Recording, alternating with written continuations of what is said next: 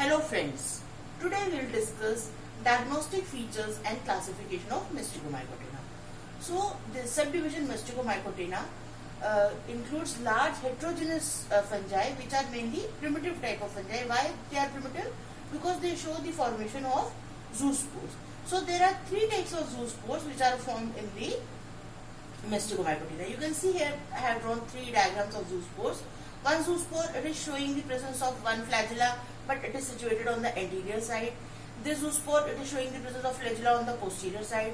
And this zoospore, which is of kidney shape or reniform, it is showing the presence of two flagella, one anterior and one posterior. This posterior flagella is also known as whiplash flagella, and the anterior one is known as tinsel flagella. Same here, this is anterior, so it is tinsel flagella, it is posterior, it is whiplash flagella, and here the two flagella are present. One is anterior, which is known as tinsel flagella, and the other one is posterior, which is known as the whiplash flagella. So three types of zoospores are formed in Mysticomycotina. One type is single posterior flagellum, that is whiplash type. The other type of spores, zoospores, which shows the formation of single anterior flagellum, that is tinsel type. And the third type zoospores, which are biflagellated or reniform zoospores, which shows the laterally attached flagellum, both tinsel and whiplash. Now the zoospore term itself means the spores which are motile. Zoo means motile. So spores which shows the motility are known as zoospores. Because zoospore shows the formation of this flagella, that's why they are motile. Now the septa, the hyphae is non-septate or it is sinusotic. That means there is no septa in the hyphae. But septa can be formed later in the older hyphae during the formation of some reproductive structures. Otherwise the hyphae is sinusotic. Now few members are entirely aquatic. They are found inside the water. That's why the Mysticomycotina members are also known as water molds. And one of the example is Saprolagnia. So Saprolagnia is found inside the water. That's why it is also known as water mold. Some aquatic species are parasitic, and they are basically parasites on algae or other aquatic plants or fishes which are present inside the water. The saprophytic species are also found in the damp soil. So few species which are saprophytic, or the few fungi which are saprophytic and the members of Mysticomycotina are found in damp soil, and they survive as saprophytes, and they cause diseases like root rot and damping of disease of seedling. Now these are the few characteristics of Mysticomycotina. Now let us come to the classification of Mysticomycotina. Now the classification of Mysticomycotina is also based on the types of zoospore. We have already discussed there are three types, one with anterior flagellum, one with posterior, and one type of zoospore having the two flagella, that is biflagellated zoospore. So on the basis of types of zoospore, the classes are Chytridiomycetes, Hyphocytridiomycetes and Omycetes. In case of Chytridiomycetes, it is having posteriorly uniflagellate whiplash type of flagella. In case of Hypochytridiomycetes, it's having anterior uniflagellate tinsel type of flagella. And in Omycetes, the zoospores are biflagellated. That means they are kidney shaped and they have the tinsel type of flagella also and the whiplash type of flagella. Now these are the three classes of the Mysticomycotina.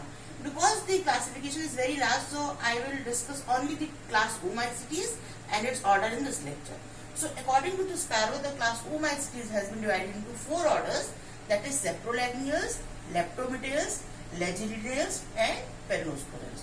Once again, the Mysticomycotina has been divided into three classes, Chytridiomycetes, Hypochytridiomycetes and Omycetes on the basis of type of zoospore.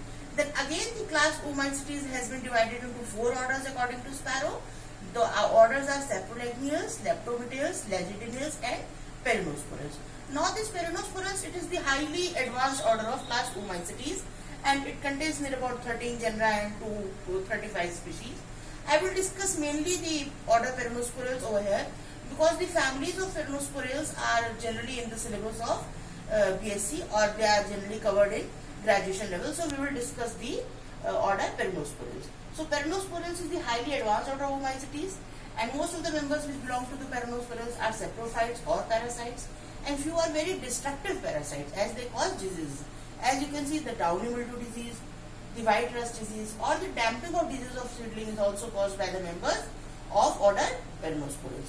And in the Peronosporans, mycelium is well developed, which is branched, aseptate, as we earlier discussed that septa is absent, it is sinusotic, and it is either intracellular or in some cases it is also intracellular. Now inter means it creeps in between between the host cells and form the hostoria through which it gets its nutrition. And in the case of intracellular, it gets inside the host cell.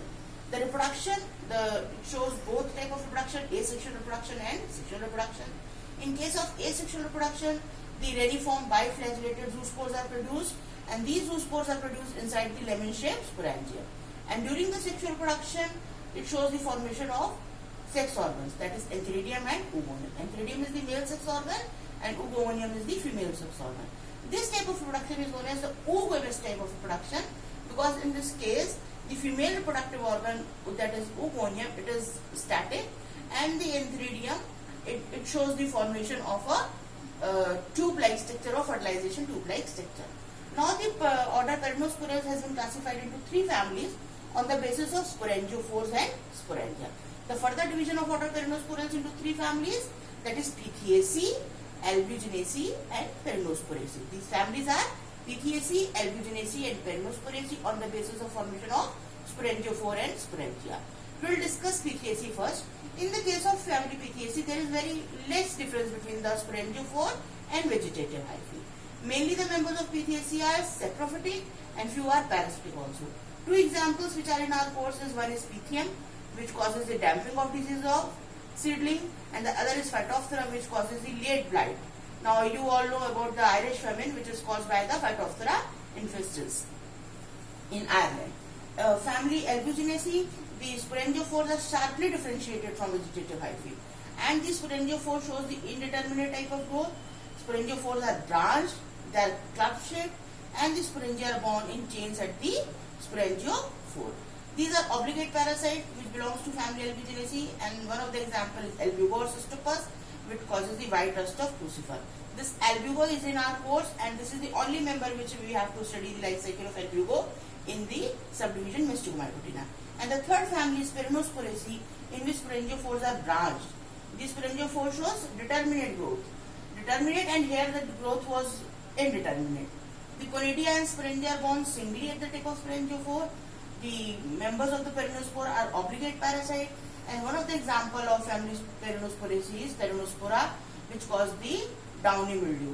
So we have discussed the diagnostic features of Mysticomycotina, its classification, which is mainly based upon the types of zoospores, and basically we discussed the class Oomycetes and the order Peronosporales because it is the highly advanced order, and all the families, that is Pitheaceae, Albuginaceae and Peronospораceae, which are the family of Peronosporales, are in our course, and especially this Albugor, or which is also known as cystopus, which causes the white rust of crucifer, is in our course in Mysticomycotina. So in our next lecture, we will discuss the life cycle of